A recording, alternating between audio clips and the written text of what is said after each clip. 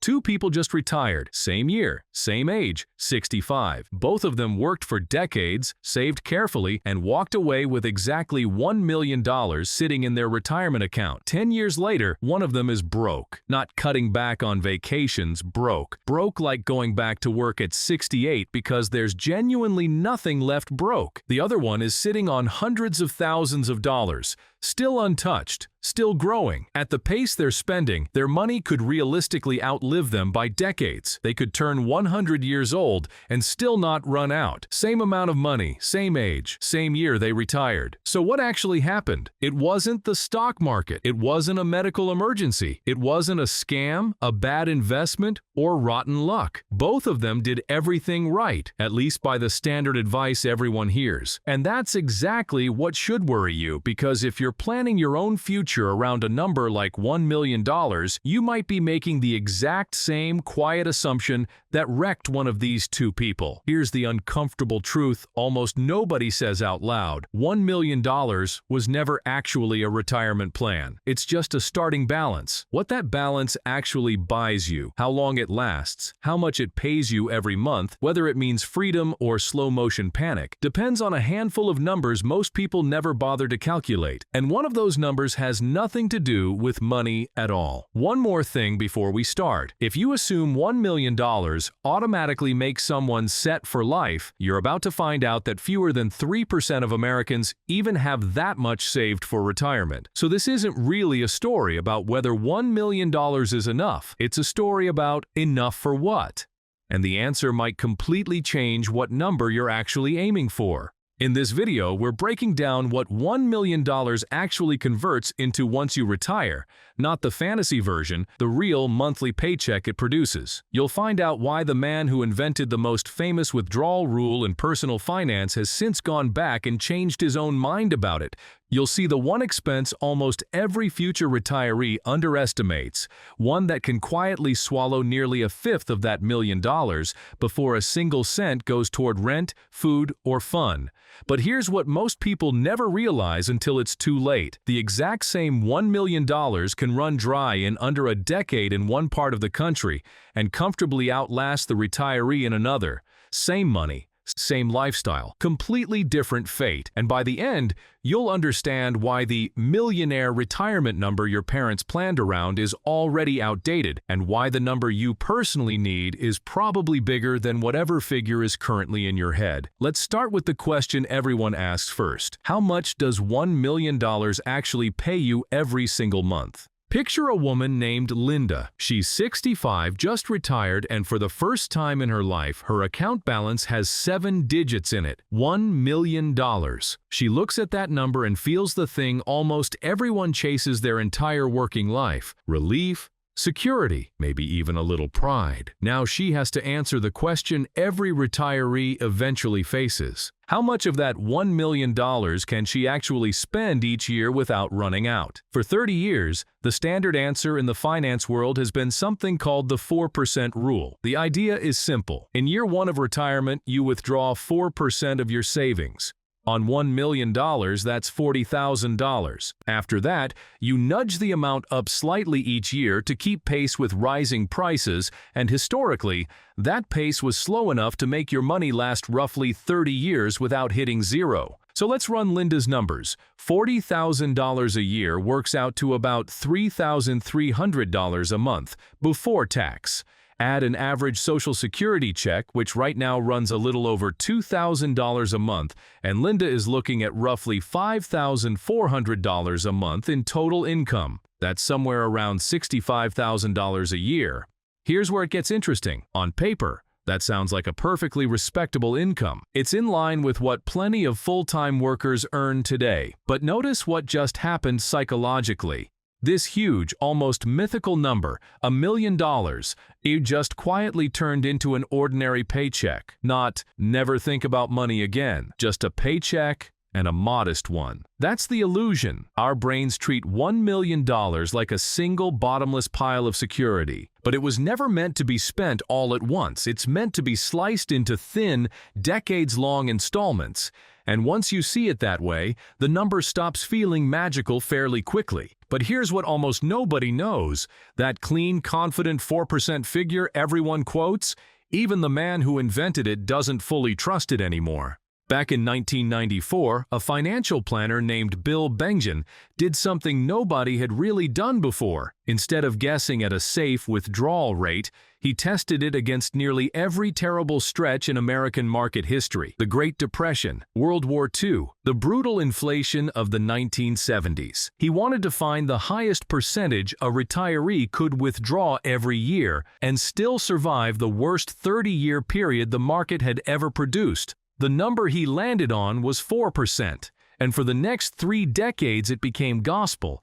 Advisors quoted it. Bloggers built entire calculators around it. It got so famous that most people don't even realize it has an inventor. They just call it the 4% rule, like it's a law of physics. Here's the strange part, though. In 2026, the research firm Morningstar ran a similar kind of analysis using today's market conditions, and their answer wasn't 4%, it was 3.9%. A few years earlier, when bond yields were unusually low and stocks were unusually expensive, their number dropped as low as 3.3%, meaningfully more cautious than the safe figure most people still repeat today. Meanwhile, Bengen himself went back to his own research decades later and revised it in the opposite direction. His more recent analysis suggests some retirees today could safely withdraw as much as 4.7%, even 5.5%, depending on how their money is invested. So which is it?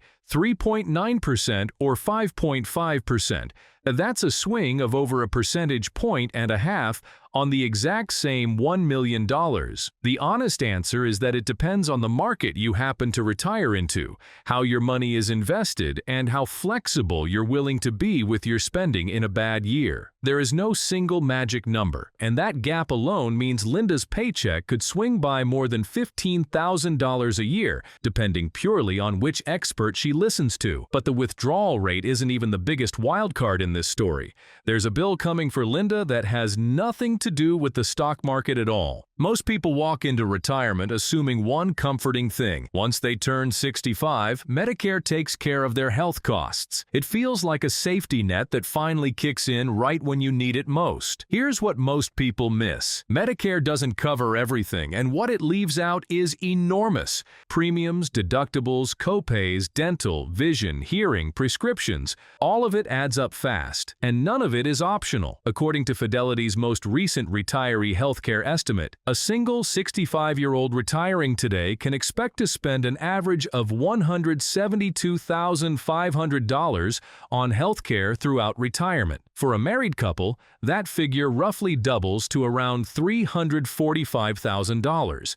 And that number doesn't even include long-term care, like a nursing home or assisted living, which can cost far more on top of it. Here's the part that makes it worse. Fidelity's own research estimates that someone turning 65 today has roughly a 70% chance of needing some form of long-term care before they die. A home health aide, an assisted living facility, or full-time nursing care. None of that is baked into the $172,500 figure at all. Depending on where you live and what kind of care you need, long-term care alone can cost 5 or 6 figures a year, stacked directly on top of everything else. Stop and sit with that for a second. On Linda's $1 million nest egg, healthcare alone could quietly claim more than 17 cents of every single dollar. And that's before she spent a cent on rent, groceries, travel, or her grandkids' birthday presents. When Fidelity first started tracking this number back in 2002, the estimate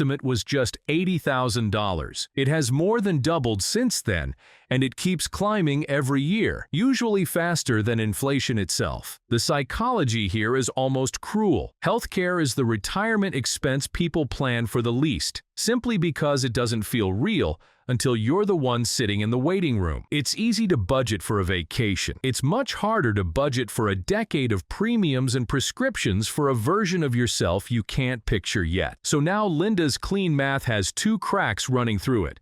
Her withdrawal rate is shakier than she assumed, and a six-figure medical bill is quietly waiting in the fine print of retirement. But there's a third force working against her that never stops, never sleeps, and never takes a single day off, even while she was still saving. Imagine a treadmill that speeds up a little more every single year, forever. You never get to stop, and the moment you slow down, you slide backward.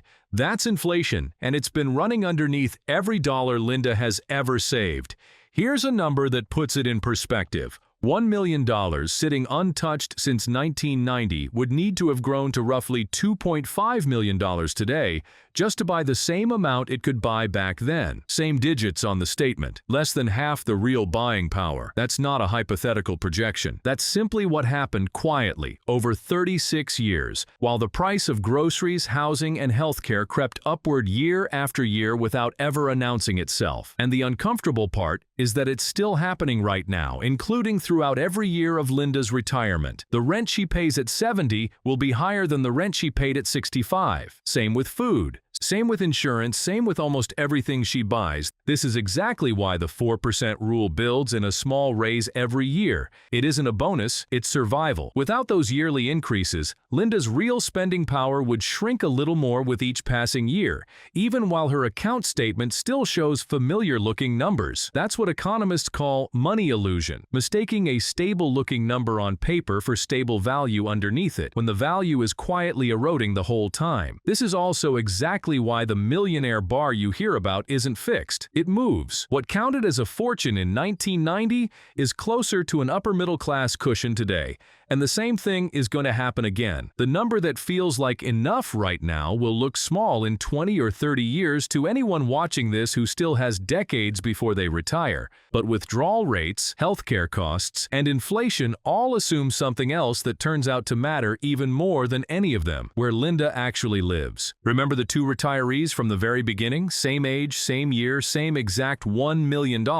Here's the twist nobody saw coming. The biggest difference between them wasn't the market, or their spending habits, or even their health. It was their zip code. According to a nationwide breakdown of retirement costs across every U.S. state, $1 million in savings lasts, on average, somewhere around 17 to 18 years nationally. But that average hides an enormous range underneath it. In a high cost of living state like Hawaii or California, $1 million can run dry in well under 15 years. For some retirees, in less than a decade. Housing costs alone can swallow more than a third of an entire year's retirement budget in states like these. Now flip it around to a state like Mississippi, Oklahoma, or West Virginia. Once you factor in the lower cost of living and combine it with an average Social Security check, that same $1 million spent at the exact same lifestyle level can realistically stretch for decades longer. In some comparisons, well past what most people would even consider a normal human lifespan. That's the retiree from the Hook who ran dry by 75. And that's also the one whose money looked like it would practically never run out at all. Same starting balance, same number on the same day. Completely different endings because one of them was quietly spending inside one of the most expensive corners of the country,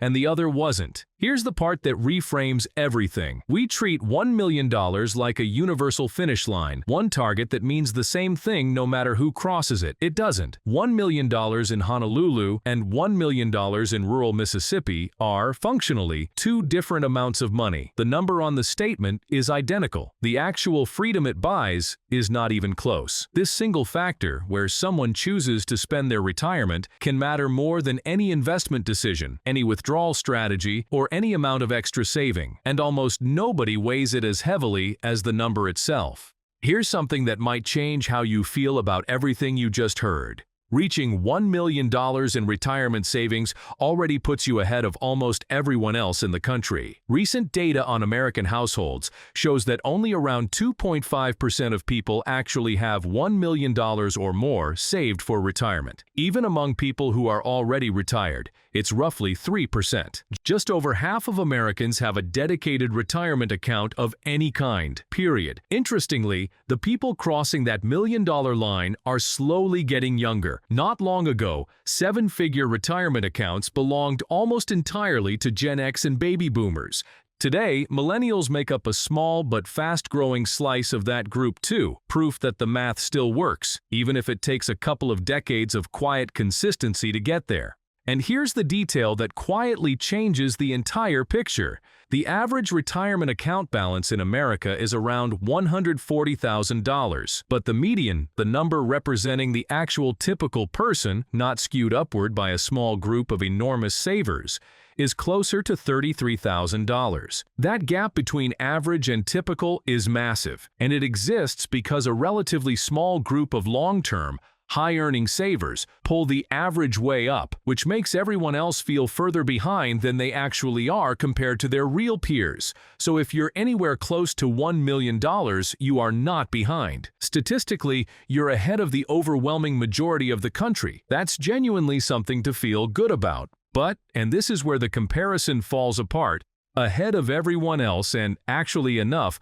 are two completely different measurements. Being ahead of a country where most people have saved almost nothing doesn't automatically mean your number is sufficient for the life you actually want to live. The target itself keeps moving, the same way it quietly moved from a fortune in 1990 to a comfortable cushion today. Whatever number feels safely enough right now will need to be noticeably bigger by the time today's 30-year-olds retire, which brings us to the real lessons sitting underneath every number we've walked through. Here's the biggest insight hiding inside all of this. $1 million was never the finish line. It was never supposed to be the entire plan by itself. It's raw material, and what that raw material actually builds depends on a withdrawal decision that experts still argue about, a healthcare bill that arrives quietly and grows every year, an inflation rate that never stops running underneath your feet, and a zip code that can add or subtract decades from how long the money survives. Two people can hold the exact same number in their account and live two completely different lives because of it. One runs out. One effectively never does. The number never changes. Everything around the number does. And here's the part that matters most, especially if retirement still feels far away for you right now. The version of enough your parents' generation planned around isn't the version you're going to need. The version today's 40-year-olds are building toward won't be the version their own kids will need either. The target has always been quietly moving for every single generation that's ever tried to save for its own future. Assuming it will hold still is exactly what turns a good plan into the story of the retiree who ran out of money by 75. So maybe the real question was never, how do I reach $1 million? Maybe it's this: what does your specific life in your specific location with your specific habits and health actually cost to sustain? And is the number you're chasing built around that reality or around a headline that was never written with you in mind? $1 million can hand one person 40 years of quiet freedom. It can hand someone else 10 years of slowly rising anxiety. The dollars are identical. The outcome never is. That difference, not the number itself, is the entire game.